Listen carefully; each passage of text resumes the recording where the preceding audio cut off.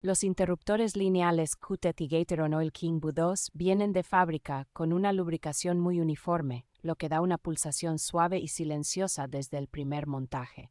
Su diseño de 5 pines ofrece una fijación sólida en la placa del teclado mecánico, reduciendo oscilaciones y mejorando la sensación de estabilidad al escribir. La fuerza de actuación cercana a los 55 gramos fuerza y el recorrido total de aproximadamente 4 milímetros logran un equilibrio cómodo entre precisión y rapidez. El contacto dorado y la compatibilidad con luces de 2 y 4 pines, además de luces montadas en superficie, permiten crear configuraciones de iluminación muy limpias y fiables. La durabilidad anunciada de decenas de millones de pulsaciones por interruptor los hace adecuados para usuarios intensivos que buscan una solución a largo plazo. El empaquetado en bandejas individuales protege cada unidad durante el transporte, de modo que los interruptores llegan listos para instalarse sin daños ni suciedad.